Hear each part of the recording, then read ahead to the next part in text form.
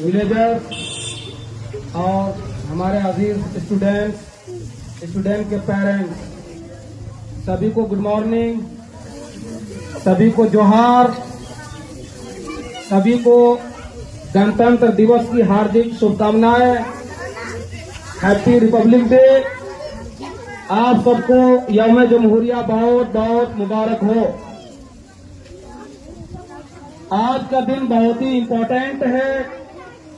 आज सेलिब्रेशन का दिन है, क्योंकि आज ही के दिन 26 जनवरी 1950 को कॉन्स्टिट्यूशन ऑफ इंडिया का इम्प्लीमेंटेशन हुआ था, फुल इन्फोर्समेंट हुआ था और हमारे भारत का संविधान इफेक्ट में आया था।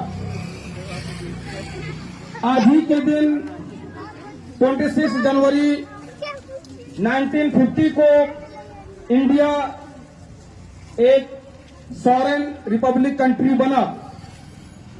इससे पहले ब्रिटिश कॉलोनी में अंग्रेजों के गुलामी में थे। इंडिया को इंडिपेंडेंस तो 15 अगस्त 1947 को ही मिल गई थी, लेकिन जब इंडिया इंडिपेंडेंट हुआ तो फिर एक मसला खड़ा हुआ कि आखिर कंट्री का गवर्नेंस कैसे होगा, यहाँ का पॉलिटिकल सिस्टम कैसे होगा, यहाँ के जुडिशरी का सिस्टम क्या होगा, सिटीजन्स के राइट्स क्या होंगे, सिटीजन्स की ड्यूटीज क्या होगी।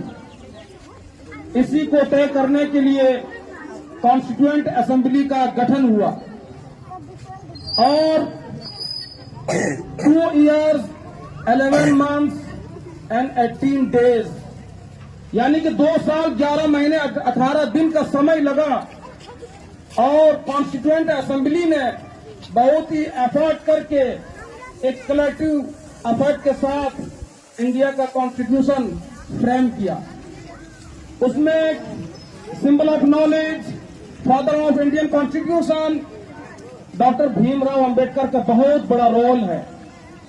वो ड्राफ्टिंग कमेटी को हेड कर रहे थे, ड्राफ्टिंग कमेटी के चेयरमैन थे और उन्हीं की लीडरशिप में, उन्हीं के गाइडेंस में इंडियन कॉन्स्टिट्यूशन की ड्राफ्टिंग कंप्लीट हुआ और 26 नवंबर 1949 को इस कॉन्स्टिट्यूशन को अडॉप्ट कर लिया गया, इसको पास कर लिया गया और फिर 2 महीने के बाद 26 जनवरी 1950 को इस संविधान को लागू कर लिया।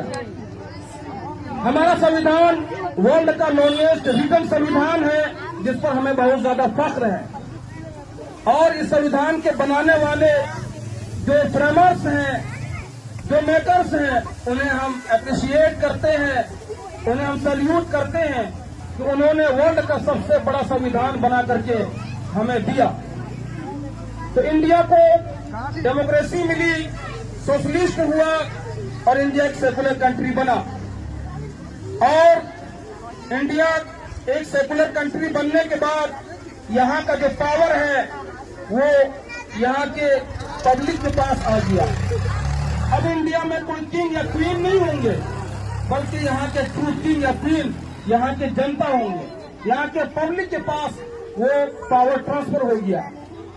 जब ओरिजिनल संविधान बनकर के रेडी हुआ तो उस वक्त 395 आर्टिकल्स थे और 22 पार्ट्स और 8 शेड्यूल था।